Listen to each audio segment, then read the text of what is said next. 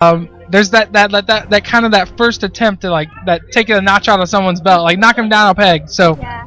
Well, as we saw earlier, there was a pretty significant disparity between elos between the two teams. But I really believe in my friends, and you know, even if they don't win, it'll be a lot of experience gained for them to play at a LAN event like this together. and they got like honey buns. Yeah. Like who does that? Like seriously, like you want to talk about fans? Like there are fans, and then there are fans that bring you honey buns. And you know what? We should have asked Callan how his honey bun was. I don't know. Maybe it was too much sugar because, you know, it was unfortunate. That maybe they were a little sleepy. You know, but now I think they're wide awake.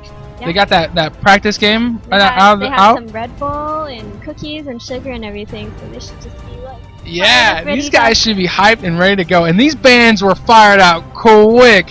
Holy crap! We got Amumu, Kog'Maw, and Xerath. The Amumu band. I guess they just don't want to see Ben playing Amumu. And we've got the Olaf, Vladimir, and Kinnan band.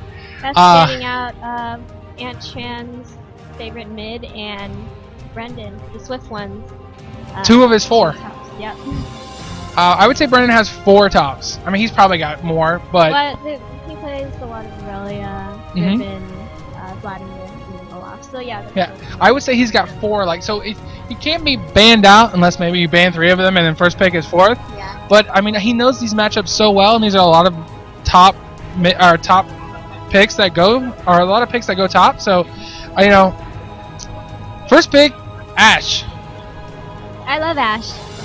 I love this. I think she's one of the best AD carries right now. I think I have an idea of what these guys are going to do. The Ashe pick is interesting. I would not be surprised. Actually, they were talking about this earlier. I overheard. Am I allowed to... Yeah, you can tell whatever you want. These guys aren't listening. One of the things last game that they're really lacking was initiation. As you can see, the Swift one who was playing Riven was always the one who's over there yelling, guys, go, go, go! Just diving in with Riven, trying to make something happen, but they didn't have enough of that stun, the thing that, catches you by surprise and gets them. That Leona ult. Yeah.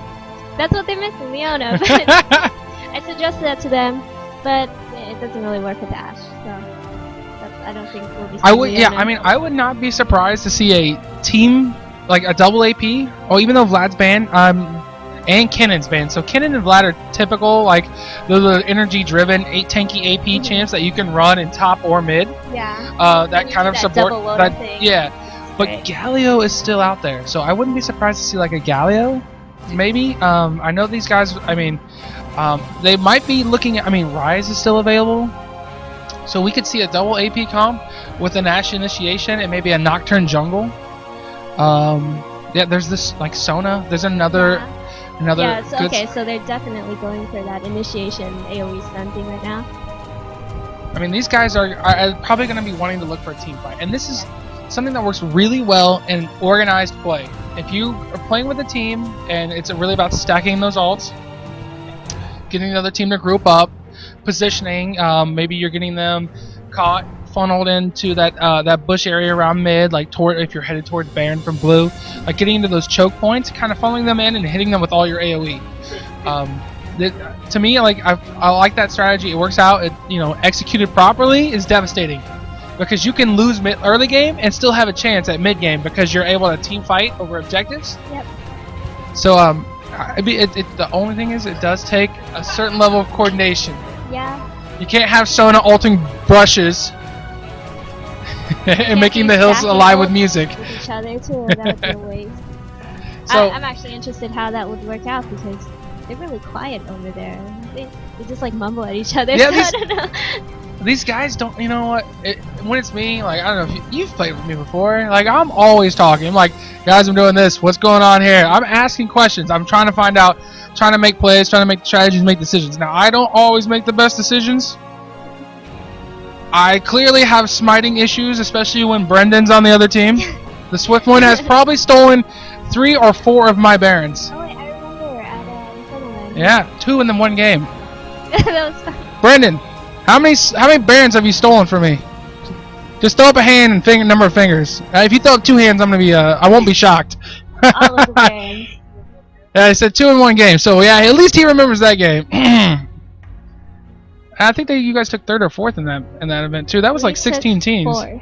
That was the first Raise Your Weapon ever event. Yeah, I'm really I don't know, I guess proud to have been part of it. Well, I wish I was a better player. But you're here now. You're supporting the team. You're supporting the brand, so to speak. Like, I think that's kind of what that's all about, really. Because Raise Your Weapon originally said, like, we want to sponsor the community in a sense. Like, we want to find out who's out there. We want to get players from the local Northwest together. We want them to play, have fun. And we went up with like 16, 17 people to that LAN Fest, where we just knew we had like our whole row. Cal and I went on an epic casting marathon where I think I cast 2 games and he cast like 12. I got kicked off my own team in favor of you and Karen. Which honestly, if looking back on it, I think that was the best play you guys could have done because Brendan Smite stole 2 of my Barons. You guys knocked us out first round. I mean, that was epic moments from our very first ever event. So that was cool. If you're watching on stream, Infernal Lands, we go to these. Vancouver's coming up. We're going to try and go to that. We do these local events at Gamebreakerz where we're at right now. You can come down. You can always get on stream. You can say hello to fans. Get your highlights posted on YouTube. I mean, that's just kind of what we are. That's what we're doing. And I'm glad to have Tallymark with me right now. She's casting. We got about 2.5 minutes that we're going to talk about, or talk a little bit during this delay.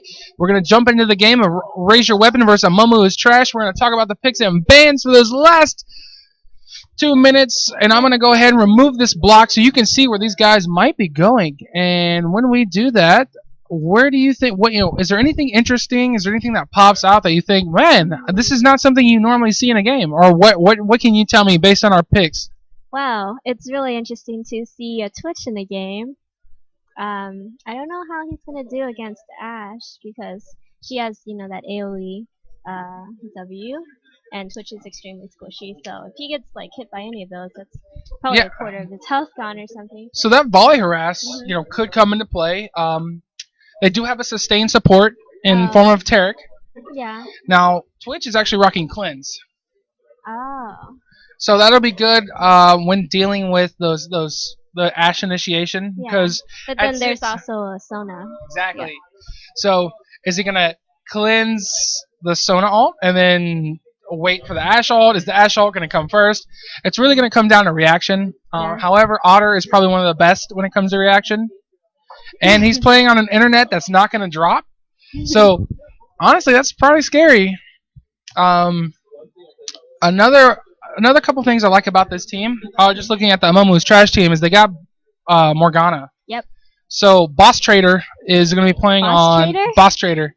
Oh, I didn't get a chance to tell the story. Why is that? So, Boss Cow always, in every event, has always played with Matt and Dexter, or Matt and Michael, which is 4 Matt and Dexter 4. Yeah. They played together as a core when they were Cell Gaming, as a core of 3. When we played together as Raise Your Weapon, those guys were always together, like best friends. They always carpooled. This is the first event. Boss Cow is now playing on Ben's team, and I guess a couple weeks leading up to the event, Boss Cow said, "Hey Ben, can I play on your team?" And Ben was like, hell yeah, you can play on my team. And so, I don't think there's any drama there. I think it's really funny. And we're going to play it off because if you think about it, the Twins shown up. They just played in the last game. Their team name is We Kill Traitors. Oh, is that in reference to the Boss Cow? Yeah, and in parentheses, Boss Cow. So that'll be the ongoing joke. So we're excited to actually bring you that match at some point because there's going to be more to talk about. But yeah, so Boss Cow playing Morgana is going to have that black shield. Yep. He's Twitch, a really good mid that I've seen. Yeah, and he's a solid mid player. I think that Xerath man was aimed at him. Yeah, I couldn't agree more. I think that Xerath man was actually targeted at Boss Cow. But that black shield is going to come into play when we see Twitch fighting later on, because Twitch is spray and pray. When he has enough items, Infinity Edge, for example, maybe a Mage Cleaver, can vary against a team that wants a team fight. If Twitch positions well, that spray and pray can just melt. It can be more than anything your team could pop out, especially if he can get off the full duration of spray and pray. Yeah. So by having that cleanse, having that black shield, the other team may commit to a fight, and what they might be doing is actually running into an ambush. Which could be a Twitch ult, whose Twitch is properly positioned. So they're definitely going to want to look out for that. But I really like the ability that things that they have initiation wise. They really don't want to try. They really don't want to initiate off a Nocturne. What they want to do is try and set up maybe. And I'm going to probably minimize here for one quick second just to make sure that we can bring you the best possible stream of frames and without lag. So here we go. They're probably going to want to initiate maybe off of a Nivea wall or an ice ball. And we're going to actually, I think it's called Frostbite. Oh, Flash Frost. Look at me. And not knowing my Nivea. And actually, we could see some 1v1 aggression. And Kabam is playing Mundo. Mundo, in my opinion, is the most top tier jungler available. He's very annoying and scary. He is like the tier whore of jungle right now. He's got high farm, he can counter jungle, and he's got gank ability, and he can sustain really well with his ult. Yeah. But these two teams right now, like, these guys are literally inches from one another. And if we take a look at level 1, the purple team has the advantage. Here comes the... Oh, wow! Oh, they're just getting blown up immediately. Kabam is going to go down 2. Swimming picking up the kill. This is 2 kills going to the blue team right away. What just happened there? I mean, the level 1 advantage was definitely in favor of the purple team, but because of the early ward, they were able to get an advantage. They were able to flash frost and pick off Twitch, who really has less than 500 health. 2 kills immediately going into the blue team, Team RyW. What's the chat saying? Otter going, best part is I called that. He's like, they could be in this bush. Self-fulfilling prophecy. Yeah. So, good start here for Team RyW. They're going to take 2 kills. 1 kill going to Nocturne. This is great because he can get a rush towards Wriggles, and then eventually get it to a lead where he doesn't have to worry about a Mundo counter jungle. And the second kill going to Riven, who actually went back and purchased. Riven has 9 health pots. That's a lot of health pots. And I don't know why, but Dark Terror's looking a little slow here. Dark Terror's doesn't. Dark Terror's is a high-level rated player. Actually, if we were to take the elo of Dark Terror's and the elo of Otter and you were to average them out, you would still have a top 200 North American player. So that means they're good. They understand mechanically how to play. They're probably specialized in a role, but this should be interesting. I actually think Swift1 has an advantage here. Not only does he have the extra gold for the first or second kill, plus the assist, but Swift1 specializes in top solo. Yep. Like, he knows matchups. He's played the Ribbon matchup many times. Ben, on the other hand, I think he knows in theory how to play Mundo, but I don't think he's practiced on Mundo. I'm gonna tell you right now. Is he their jungler? Yeah. Specialized Ben. So Ben actually specializes in champions. So some people specialize in roles. Yeah. Like a jungler or a bot lane ranged AD or like a mid lane AP. Ben actually specializes in specific champs. And there's a lot of aggression here going down here on the bot lane. Blue team in a little trouble. The Turks are going to go down. However, Kabam does not want to donate these double buffs to TK Rain. They actually don't have this warded. They do have a ward. Sorry, they actually have a pink ward here because they wanted to play against Twitch.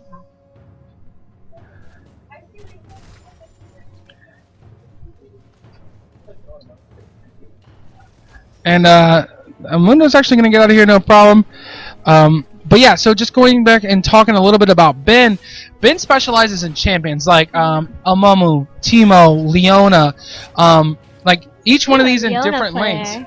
Yeah, I mean, if you ever want to know more about Leona and understand about Leona, like his Leona is really strong.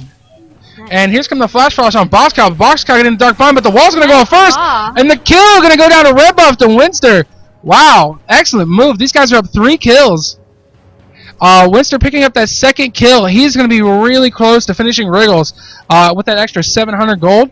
That's just like ramping up your jungle build. A lot of junglers, they have a static build where they're going to go with a Wriggles, and they're going to go into a Phage and then the Wit's End. Some of them go into a GP for 10 items first before they move into a build.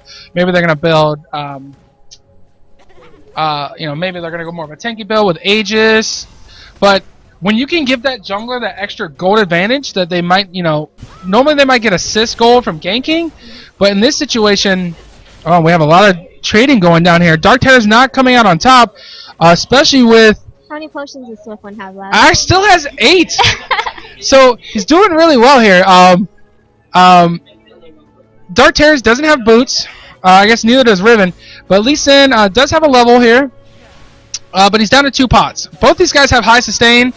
Broken Wings coming in with the dash. The shields, both of them with shields. The exit. That mobility, the gap closers. Yeah, I mean this is like just bruiser on bruiser. I would be careful though. I don't know if I would have gone in on that because there were so many creeps there. Yep. But he should be able to. Oh wow, we have the support kill still with the Nocturne assist, and it looks like Tarek is just gonna get away. So this aggressive play that's going down here. Callum with his 2nd kill steal of the event. That's okay. I don't think they mind. They're now at 4 kills. They actually have almost a 2K gold advantage. Almost 6 minutes into the game. That's kind of huge. First blood is one thing. Second blood is another. But now they've gotten an extra kill here in bot lane, and they also picked up a kill on mid. So if you're not counting creep stats, they're winning their lanes respectively. Mainly because that jungler has an advantage, and he can actually, doesn't have to spend time in the jungle farming. He can actually spend time. He can actually spend time in lanes ganking. And Dark Terrors is going to back up. He doesn't know Nocturne is here, but the Broken Wings is going to almost pick him off. But he does see Nocturne before it's too late, and he's going to pop that flash, and he's going to be safe. He's probably going to rotate out, and again. This is something that, is really strong. By him showing up in lane, he's going to burn that summoner, and now Swiftwind can actually push these creeps into the turret. He's going to, if he gets these creeps under the turret before Lee Sin gets back, he's going to force Lee Sin to be behind on experience. That's a huge wave that he's losing right now. Yeah, I mean, this is a double wave, roughly. Amumu will pick this up, but I mean, what he's doing is basically saying Lee Sin is now not getting this experience. He's going to have an experience lead. He's already got that gold advantage, and he's going to come back and be even stronger in lane. So Cal has an Oracle, but he does not want to lose this Oracle. He's going to be careful. He will get away. He won't be stunned by I5 Bears. Kind of funny right now. Nice. And a lot of players talking about derping and raging. And Diablo 3. So yes, Diablo 3 coming out May 15th. But we don't have Diablo 3 yet. We have League of Legends. Meanwhile, Mundo did finally hit 6, which is weird because Nocturne has spent that time in lane ganking. He is behind in levels, and normally on Nocturne that's a bad thing, but because he does have that gold advantage, he can easily go grab level 6 maybe off these double golems or the enemy race, and then he's going to have that level 6 gank, and he'll probably come down bot lane. Because they do have this pink ward here. They know Twitch, oh, TK Rain actually eating a Tarek stun. Oh, actually, that's a purple pink ward. My line. So I'm a little confused on words. So stay with me real quick. But not only did they pick up this pink ward here, but Callan going with the early Oracle with that kill steal is going to pay off. Assuming he doesn't lose that Oracle, which is going to be hard for him to do. But because he's Sony, he's going to have that move speed steroid, and we actually have Riven and Nocturne chasing. There's the execute. Nocturne's going to use his ult, but he's going to lose vision. Get kicked. Does not get a chance to jump in as Dark Terror's going to escape this. But as you called out, Lee Sin actually, does have Ninja Tabby, but was unable to get away. But oh my goodness, Morgana's going to walk right into Boscow. And Boscow with the fail flash is going to go down. What is going on here? These guys, is this some intentional derping? Or, I mean, are the Raise Your Weapon crew just this good?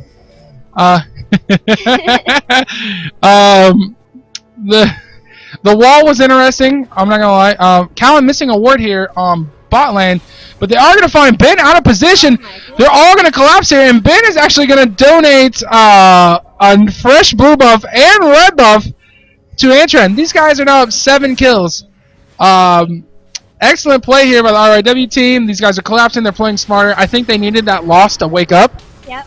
Really it's a warm-up game here. Improve that communication and especially protecting the buffs right now. Last game, they had a big loss at a fight at their own blue buff. And so we're actually having a fight here. The Sonal coming down. The Clint's going down to Otter. Otter going to spray and pray, but they're going to stay in. Otter's going to pick up that kill. He's going to pick up that Oracle. That's unfortunate. TK Rain out of mana. Not going to be able to looks like his ult was down. He did not have to bust flash. It's unfortunate. They did give up that Oracle, but honestly, these guys are in such a lead that they can probably afford it, and maybe another one as well. I think after they killed Mundo, they might have been able to take Dragon. That didn't happen, but I mean, they're just trying to play smart right now. They know they have an advantage. What they want to do is try to maximize that advantage. And by maximizing, I mean it's by controlling the enemy buffs, controlling the enemy the map control by removing wards, and potentially staying ahead in ganks. So if they can do that, they can actually snowball. It's just kind of it's the reverse of what happened to them last game. The last game, the enemy team got ahead and was just able to stay ahead the whole time. They want to try and do that now. And it looks like Pato did not pick up another Oracle, and it doesn't look like he has a pink ward here. So they're going to play a little bit more careful. He did get his finishes Philo Stone. So if we take a look at the gold, Pato's sitting on about 2,300. He's actually about 600 ahead of the enemy support, so we probably won't see an Oracle from Tarek anytime soon. Ash sitting on 1,500 gold, or total gold about 3K, so he's about 300 more than Twitch. And it looks like the biggest advantage, Nocturnal coming in here on Tarek. They're going to pick off Tarek. We did not miss that kill. We did get a last-minute click in, but I wanted to say that Nocturne now with 4 kills, sitting on, has a total of 3,500 gold. This is huge. He's, almost 2K gold, or sorry, 1K gold above Mundo. So, he might be able to afford an early Oracle. He might be able to just continue to gank. He is going to eat the Dark Binding and the Dark Soil and actually go down to Morgana. Well played by the Morgana, and this is not looking good for them. Dragon Aggro is going to turn on Pato. Pato's going to go down to Twitch. Auto picking up that kill, and Antron unable to do anything. He might be able to harass this Dragon, but this Dragon's going to go down to Amumu's trash, especially because it looks like Dark Terrors is just MIA. Do you see Lee Sin anywhere on this map?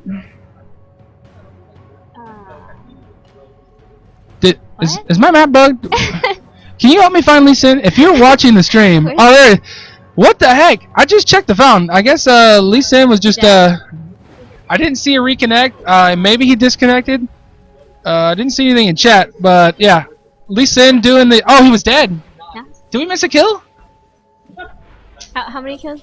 Oh my goodness. We have 3 kills now. And here comes the aggression of Otter on Ash.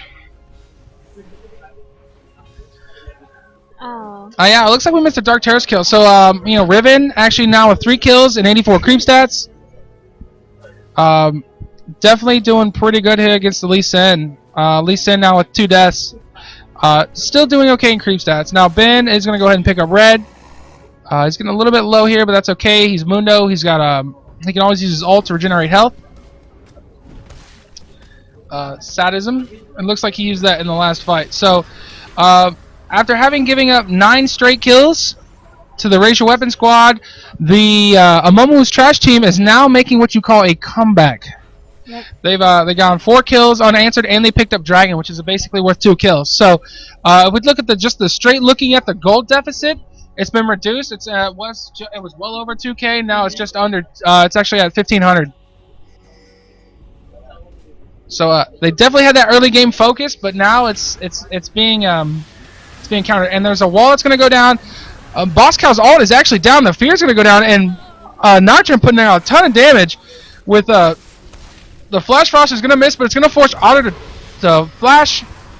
Kabam going to use his ult. An Ash Arrow from downtown hits nothing. Actually wasn't even close, but that's because the fight moved from up on top of the ramp and then down the ramp. And it looks like Lee Sin's going to pick up a kill spree on Riven. Riven getting a little overzealous, caught out from under turret, and was unable to broken wings into base.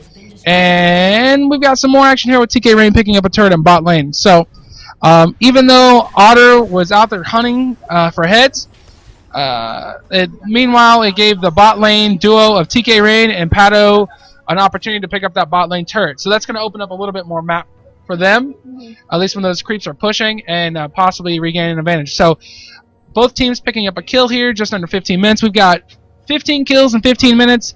That's pretty good action if I don't say so myself. What is Noxie? Oh, he's going back. I think he was just waiting for Lee Sin to overstand a bit. And it looks like Ben doing a little bit of counter jungling here. Ash is going to see this, and Otter's going to pick up the enemy team red buff. The team's not going to be too happy about that, but they have a secret weapon. It's, I believe, oh, here it is. Here's the secret weapon. This Vision Ward that's sitting in lane. Oh. So what they're going to want to do is hopefully, and maybe get Nocturne down here, and maybe bait out a team fight near this pink ward.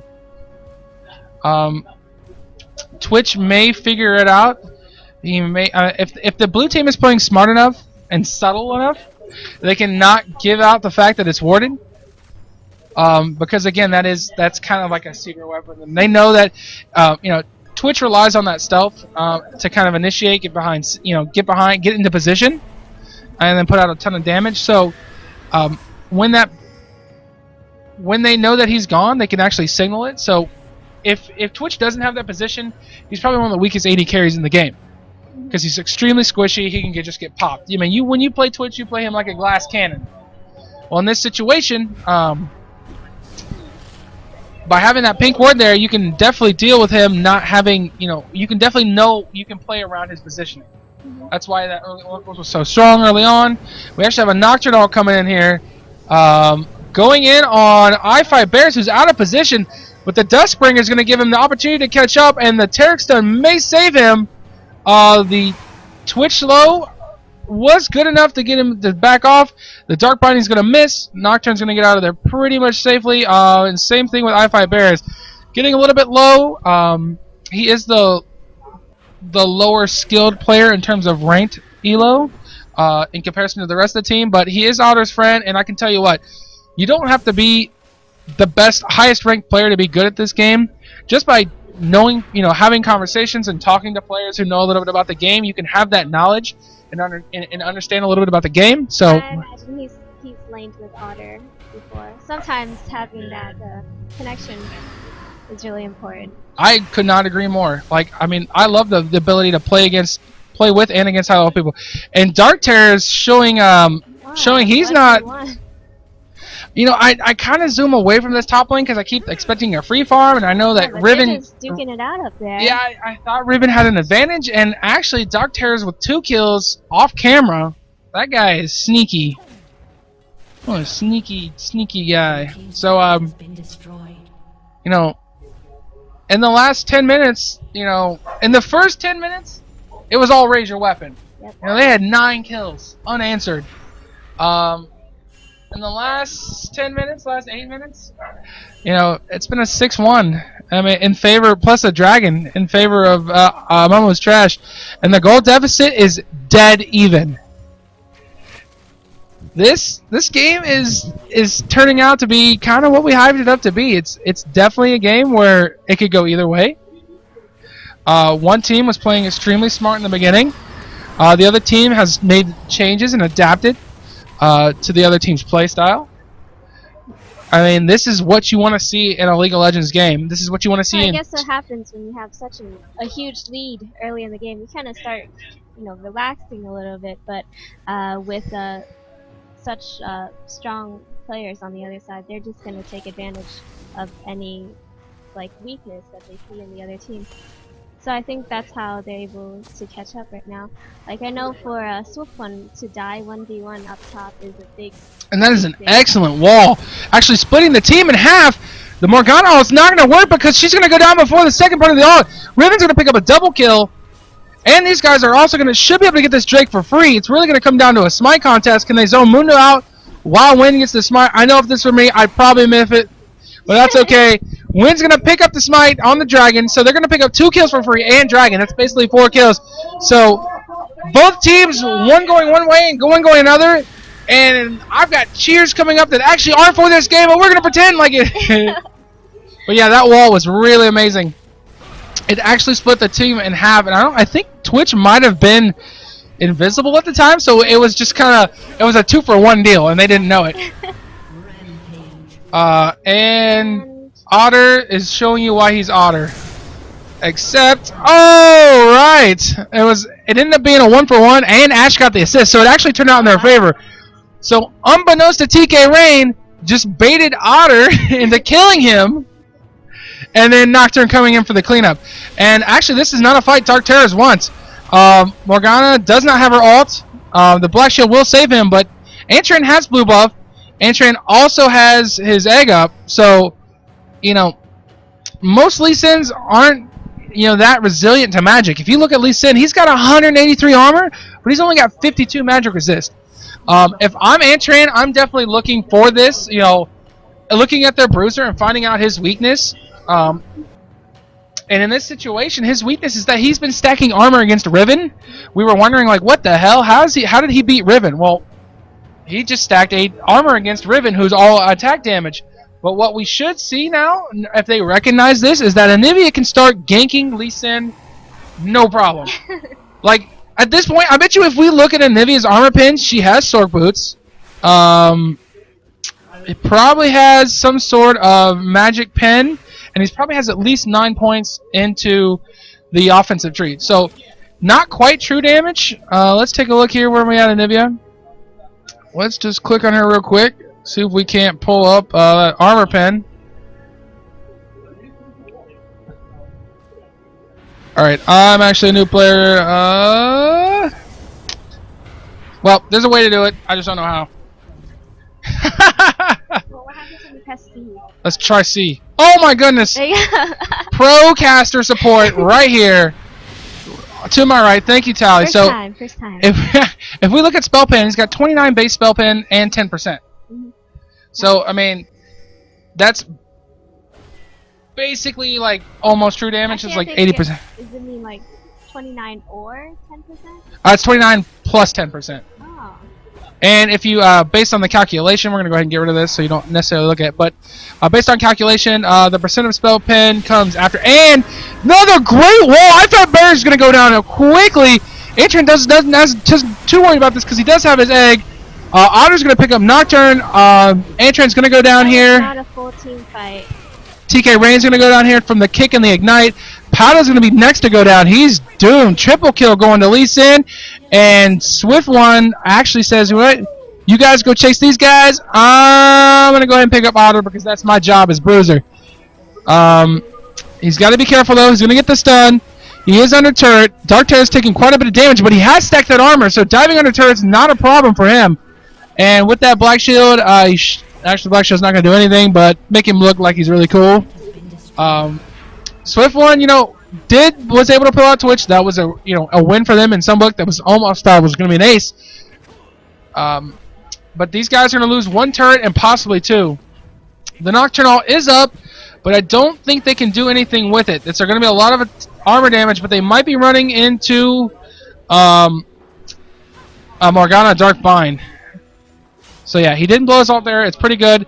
I think actually, if Ash Arrow had not been down, we could have seen some really cool shenanigans. If the Ash Arrow had been fired down mid lane with that Nocturne ult and a Riven Broken Wings, would have been really cool to see. Unfortunately, I think they used some of those ults just to get away in that last team fight. That really wasn't quite the team fight they wanted.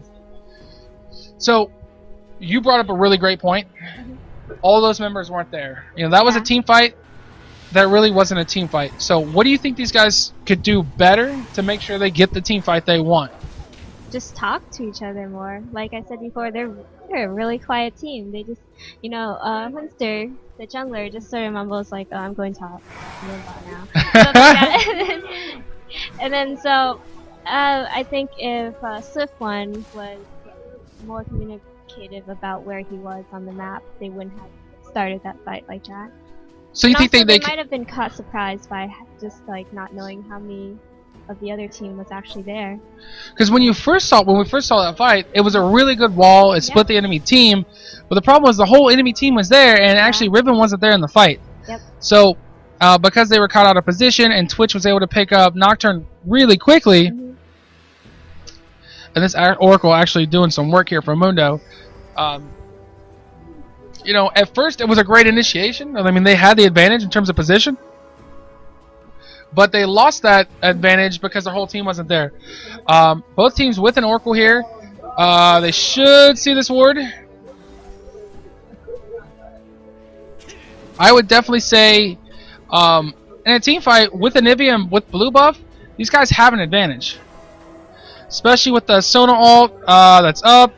You've got Ash Arrow to initiate. Like, this is the fight they want. They just got to figure out how to make it happen here.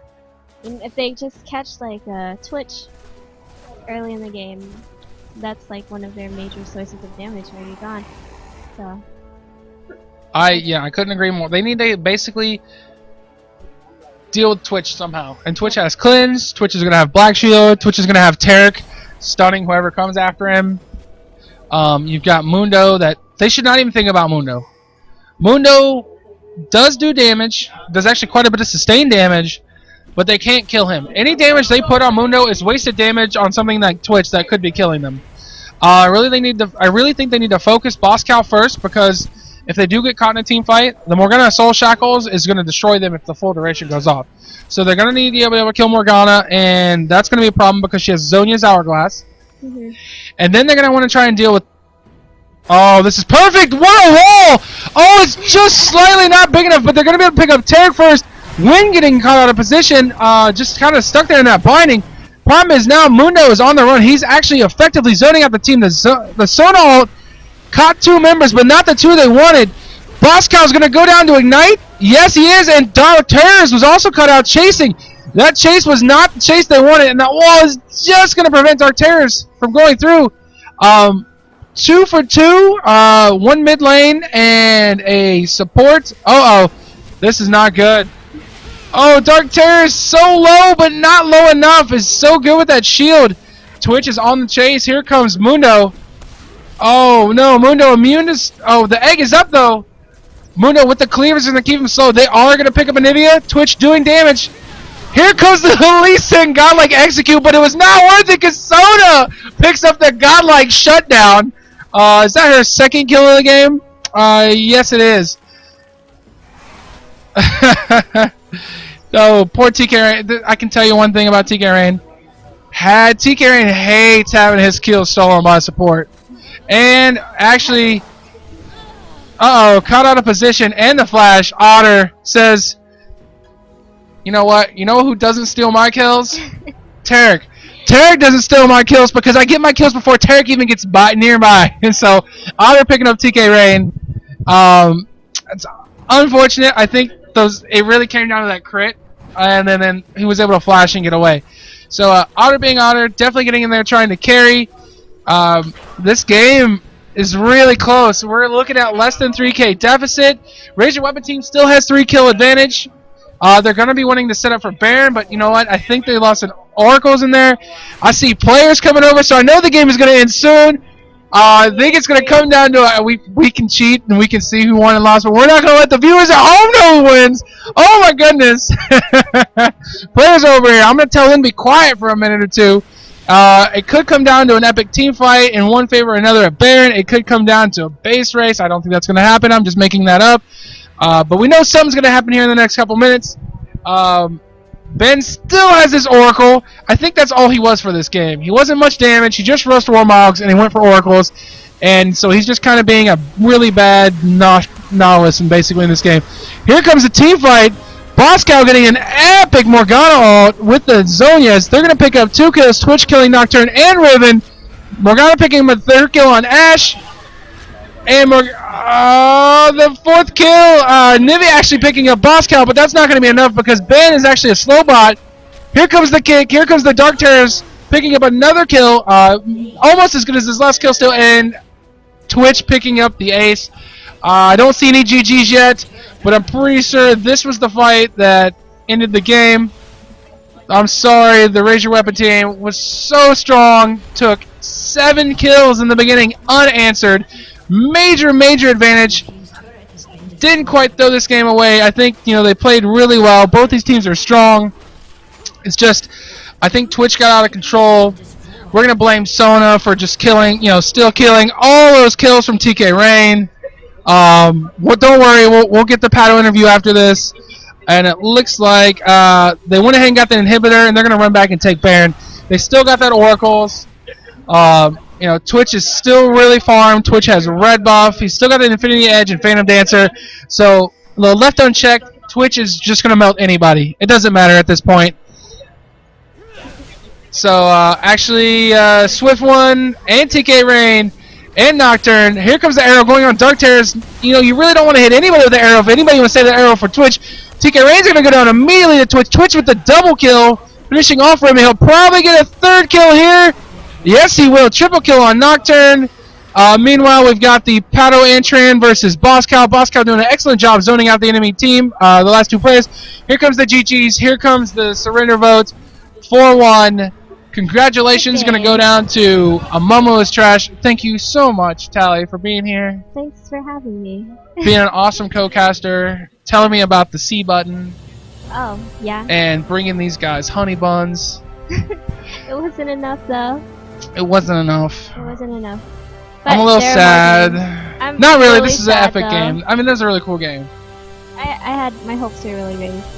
Especially after those first few minutes. Start with I a was like, 7. oh my gosh, is this really happening? Are they really beating this team? But yeah. But I'm actually gonna see if I can get Dark Terrors over here for a second. I want him to talk to me real quick. Thank you again, Tally. You've been a wonderful co-caster. Dark Terrors, Jason.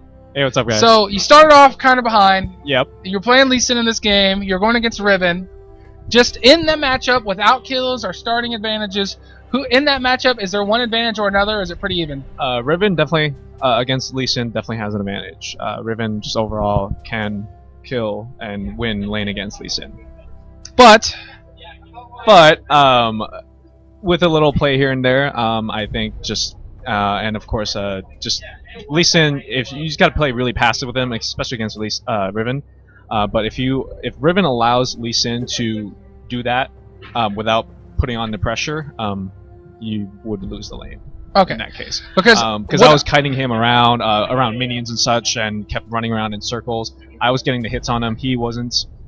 Thus, it got me the advantage, and then obviously I built the armor. So. Because you were stacking armor, and at one point I called you out for saying only having 50 magic resist. Yeah. And if we could get a Nivea to somehow catch it, because I mean that's another big advantage for Lee Sin. Yep. A lot of his advantage comes from ability, and that actually comes from skill, and you demonstrated that in this game, almost to the point where I missed some of your kills on top because I thought Riven had an advantage, and I saw she had a life lead, and I'm looking elsewhere, and next thing I know, Lee Sin has killed Riven. I'm going, what the heck just happened? I wasn't expecting this. It actually happened more than once. We did eventually catch the team fight. There was an epic kill steal you had there for godlike status. Oh yeah. You were like, oh no, screw it. This is my godlike. I'm taking it. Yep. But I mean, you had a great play. Definitely, again, I was excited for watching once I actually got to watch the play because you started off behind and you made a comeback. And actually, talking more about the team, you guys started off 7 kills in the hole. Oh yeah, we did. We were really behind. 7 kills in the hole, and then you turned it around. Was there anything that led to that turnaround? Did the enemy team give you an opening and you took it? Like, what can you tell me more about that? Because this is what, if you're ever in solo queue, and you're like, shit, it's 10 minutes in the game, I'm down 7 kills, I'm AFK until 20, you know what I'm saying? Yeah, like, by that point, your teammates will probably rage at you. It's like, oh yeah, screw this, you guys suck. I'm AFKing. Right.